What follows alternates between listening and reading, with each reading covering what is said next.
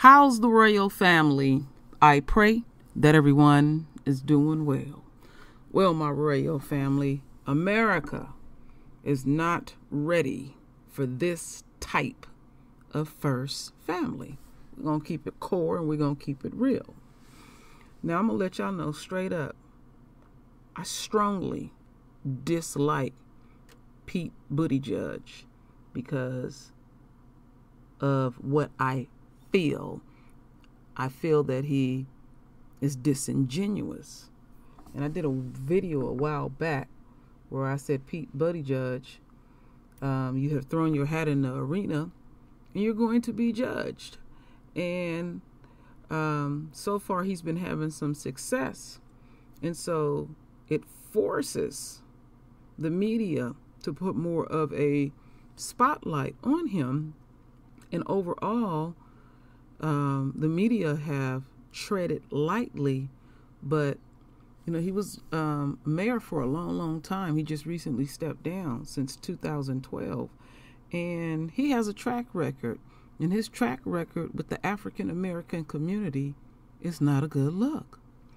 So I have part of an article I'm gonna read. It's a lengthy article, but I'm gonna read one section of it and I'll leave the rest from News One. So Miss Black America, Ryan Richardson, Miss Black America explained Pete Buttigiege's support for black voters and lack thereof. Ryan Richardson, the reigning Miss Black America and a surrogate on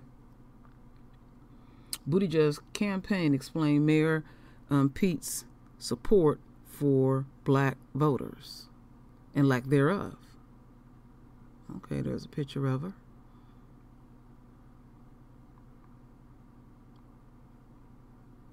The narrative surrounding Pete Buttigiege's inability to catch on with black voters have dogged his campaign, no matter how much pushback there been against that notion. A good deal of that negative perception has came from Pete Buttigieg's low polling among black voters, as well as a checkered past with the black community and officials back home in South Bend, Indiana, where he was mayor for 8 years. So let's see here. That may be why folks on social media appear to be caught off guard last week during the Iowa caucus when a group of black women were standing behind him at a rally in Des Moines. The Buttigieg supporters of color were permanently placed behind him while surrounded by mostly white people. Let me see here.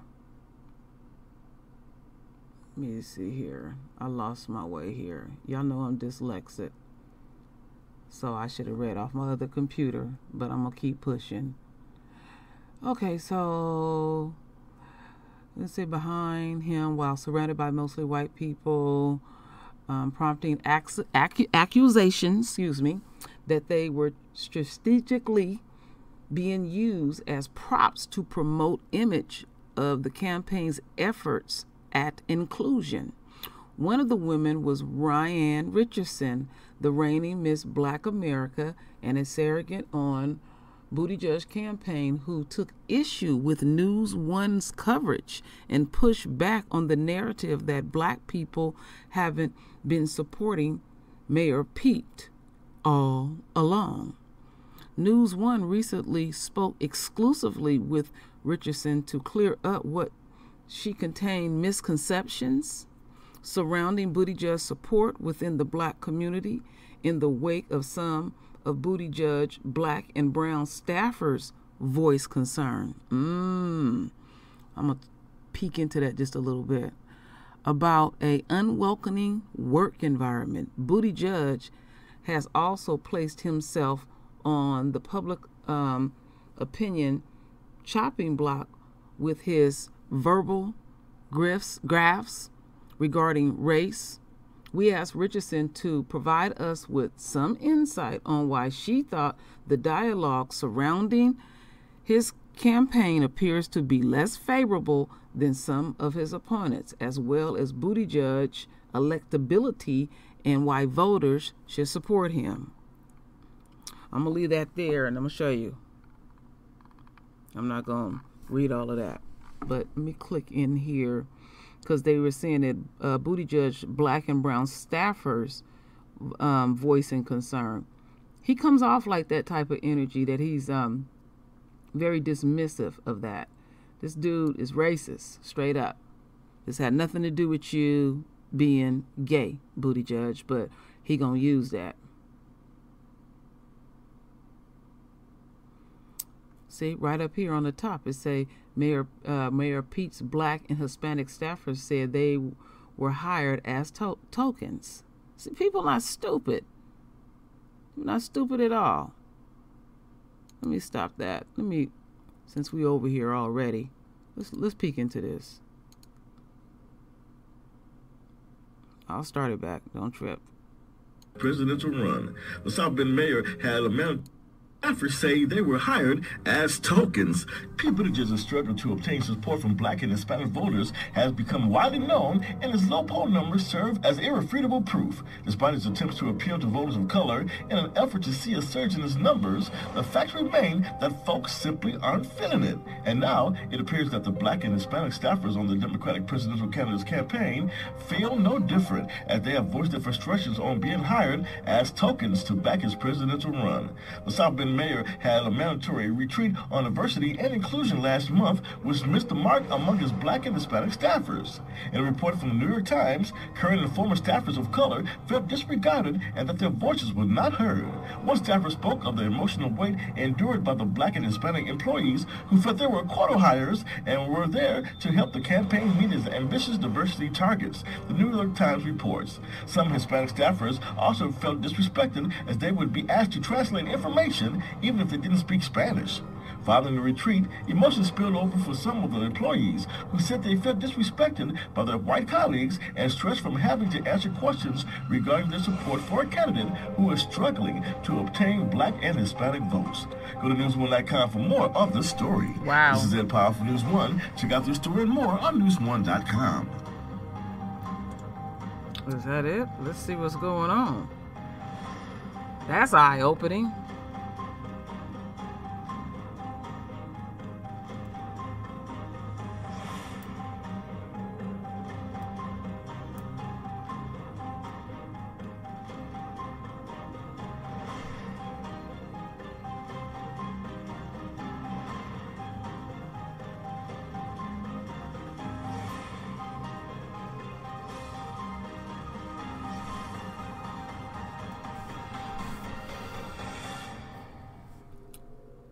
He's disingenuous. Pete Buttigiege is just disingenuous, and it's a lot of people feeling that energy. It's an energy that we are feeling. You see, this article was January 28th, and okay, the staffers are feeling like tokens, and pretty much, let's see here. So yeah, he reacted and went ahead and just hired some people to give the face up because it was lily white. So that pretty much speaks for itself. I don't have to read this article. That little piece there really spoke volumes.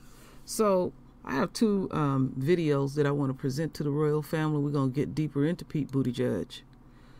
So I seen him on TV this morning, and it's something about his energy that just really irks me. So let's hear what he had to say this morning.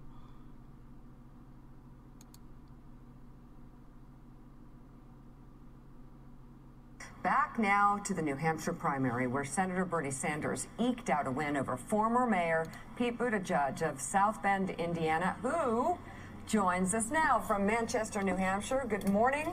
Congratulations on a pretty big win, second place last night in New Hampshire. Jumping ahead to South Carolina, though, how do you develop momentum there?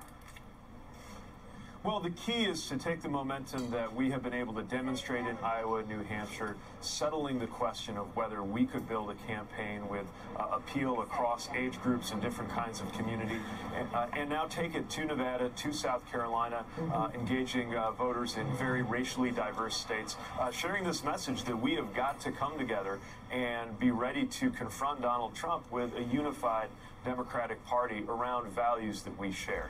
You know, there's going to be a very clear choice here.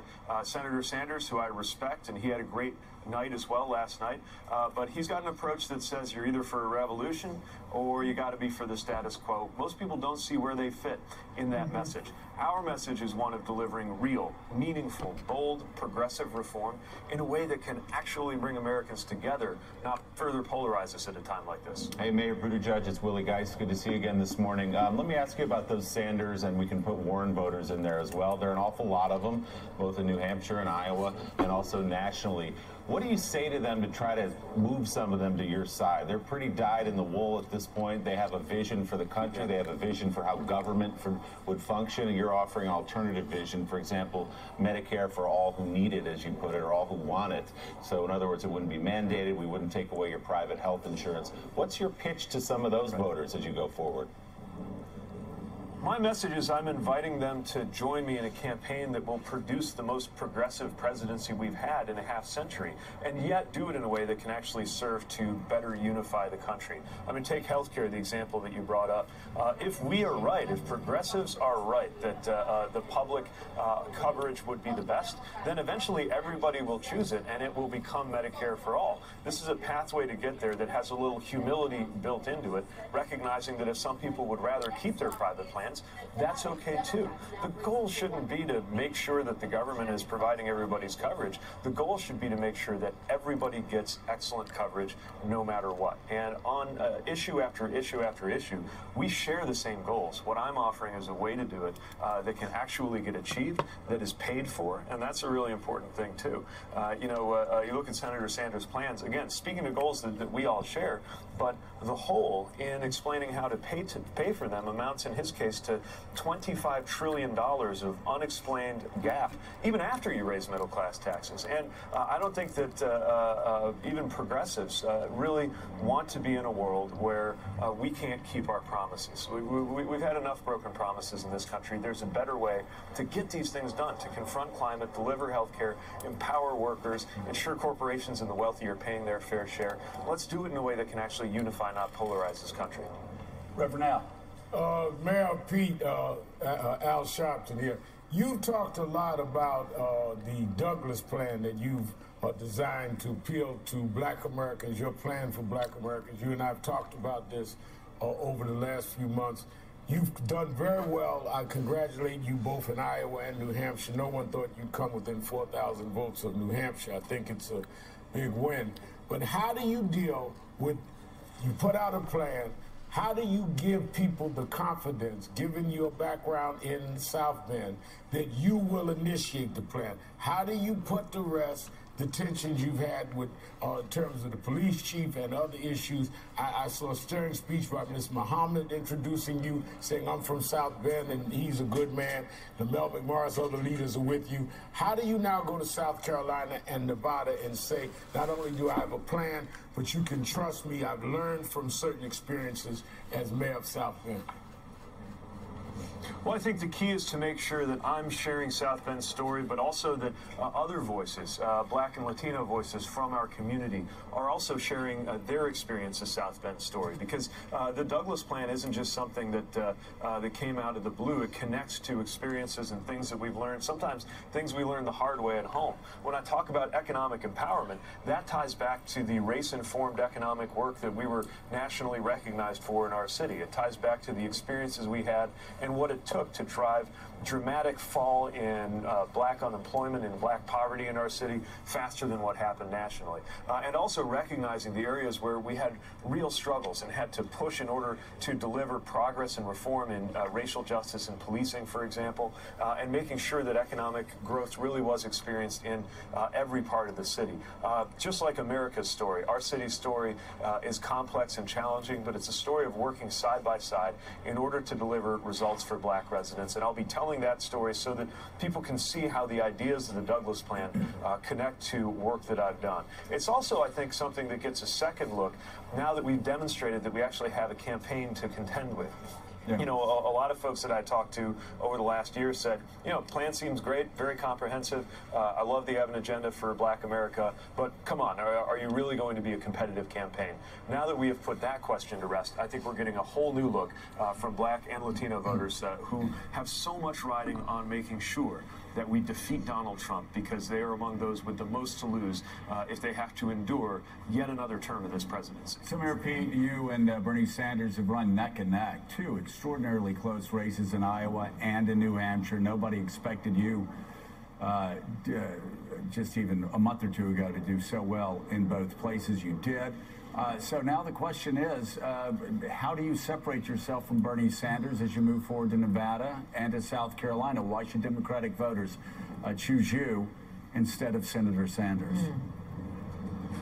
Well, Nevada is a good example of a place where there are a lot of union workers who sometimes gave concessions on wages in order to get excellent plans. I'm thinking about culinary workers, for example. A lot of folks across the AFL who are prioritizing health care as an issue, and they are not interested in Senator Sanders' vision of eliminating all private plans, because they actually got and fought for good health care coverage that they have right now.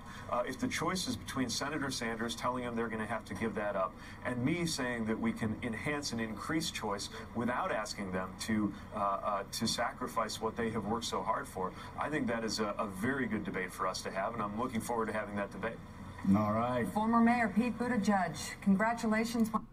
Okay, that sounds all good, Pete Buttigieg. But over here, we just seen this little infomercial, and we got an article over here, Pete Buttigieg, that again, it said Mayor Pete's Black and Hispanic staffers said they were hired as tokens.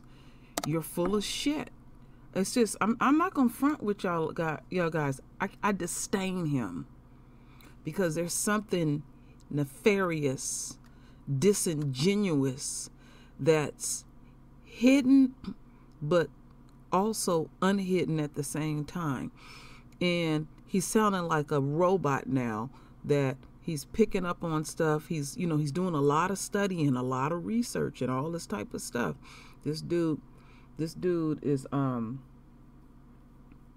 he's racist, straight up. He ain't no different than the rest of them. And this is a good example of how he is taking taking advantage of being a white male. Now, I was doing some research on him the other night, and the LGBT community is very upset with him. He was supposed to give one particular speech at a club, but because it was a pole on the stage, his staffers felt like that wasn't a good look. And so the LGBT community said it seems like he's hiding the fact that he is gay. And Lisa Cabrera was telling me once he became mayor, that's when he came out and revealed that, So it'd be quite interesting to see how far Pete Buttigieg gets. Well, I got one more video that is quite deep. South Bend politics. I work with Pete Buttigieg. He did not respect black residents' struggles.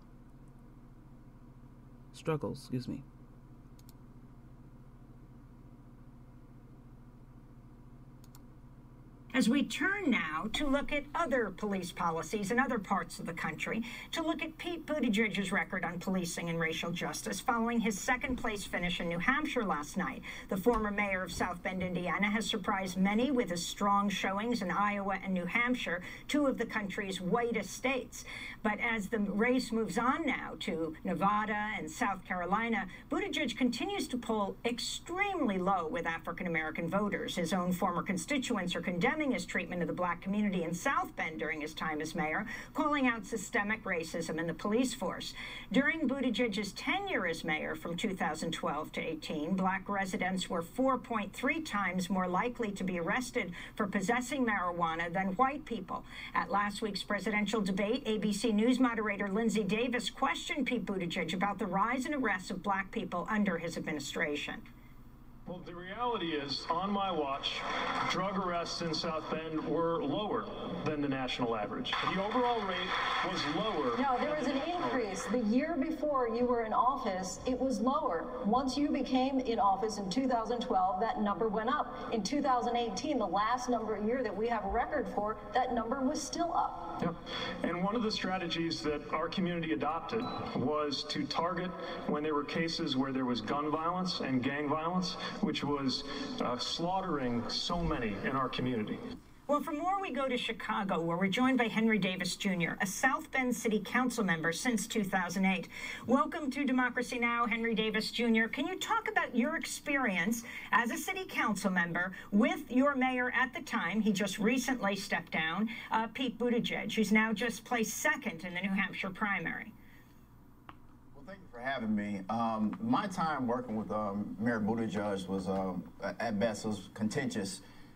It was very difficult to get across to him and also to his administration how African Americans were living in South Bend and in some of the issues that confronted them on a daily basis.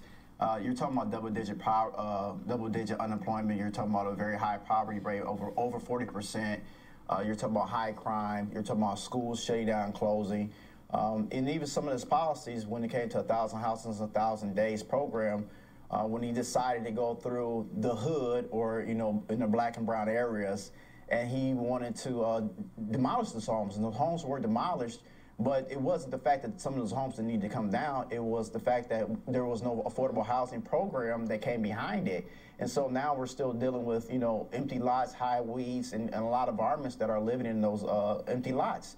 And so you're talking about right now, even with the police force, you have the lowest number serving of African-American officers in the police force in South Bend. So, you know, there are a number of issues that confronted the African-American community and that he really chose not to deal with. And so as a councilman and having a predominantly black district, a lot of those, you know, fights were held and had on the council floor. And I did as much as I could to satisfy the residents and the constituencies, but it was very hard going back and forth and not getting that money invested back into the community like it should have been. And so here we are now, you know, dealing with a presidential idea of a Pete Buttigieg, and even back in South Bend, how do we correct some of these social ills in its environment? You know, African Americans.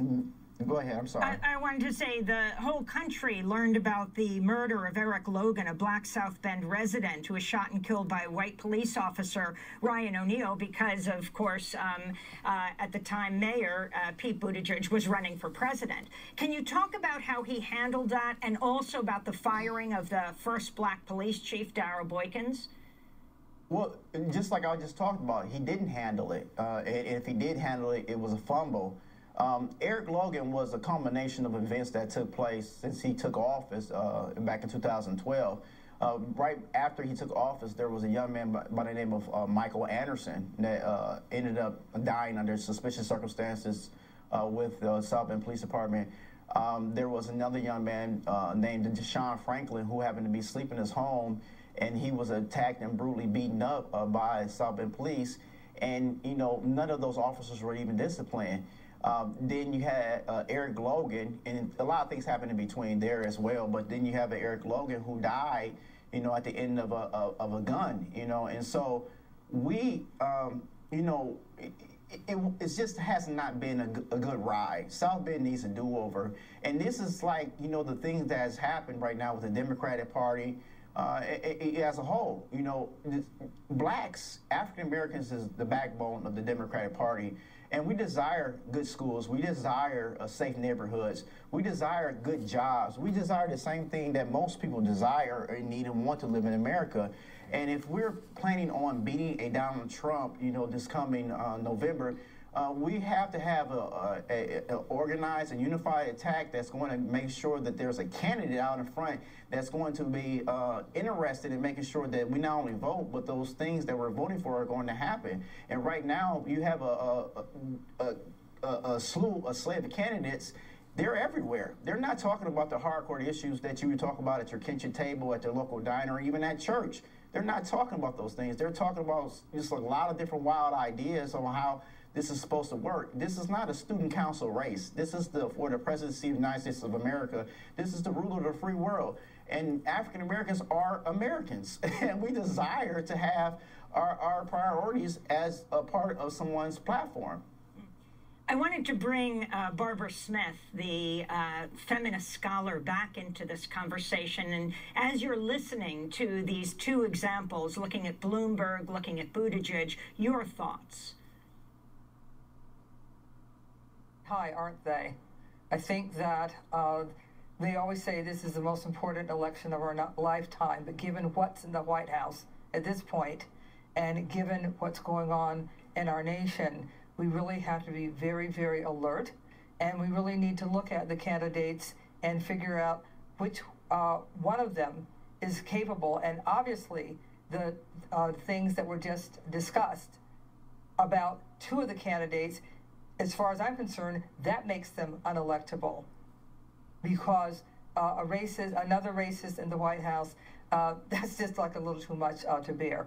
I think that we do have a candidate who deals with bread and butter issues, and that's why I'm supporting Bernie Sanders. Henry Davis Jr., if you could talk about, I mean, I guess the population of South Bend is something like, it's more than a quarter African American. In the last minute that we have you been surprised at the rise of your former mayor, of Pete Buttigieg, from South Bend mayor and all the controversies that were there at the time, to now being one of the front runners for president in the United States? I'm absolutely surprised by the rise. There's an expectation of presidential, but there's also something that needs to go behind that and something to support it. And that means a resume and some real life things that have occurred. Biden took a text out on Mayor Pete, recently this past week, and talked about his lack of experience. And although those things probably were pretty hardcore, the truth is that we expect that we're going to have a president that has some support from the rest of the U.S. Senate, some support from the rest of the U.S. Congress, but not only that, but have some real life experience at trying to be or being a president or being something that is more than a mayor. And so we desire somebody there that is going to be able to, day one, take over the reins and try to correct some of the things that Donald Trump has, stepped on and hurt us with. We're going to have to leave it there. Henry Davis Jr., thank you so much, as well as All right, my royal family. Basically, Pete Buttigieg is no different than any other white candidate throughout America, no different than any white mayor, any white alderman, any white governor, on and on and on. And if he become the president, which he's not, but I'm just saying, hypothetically speaking, we're just going to get the same old bullshit.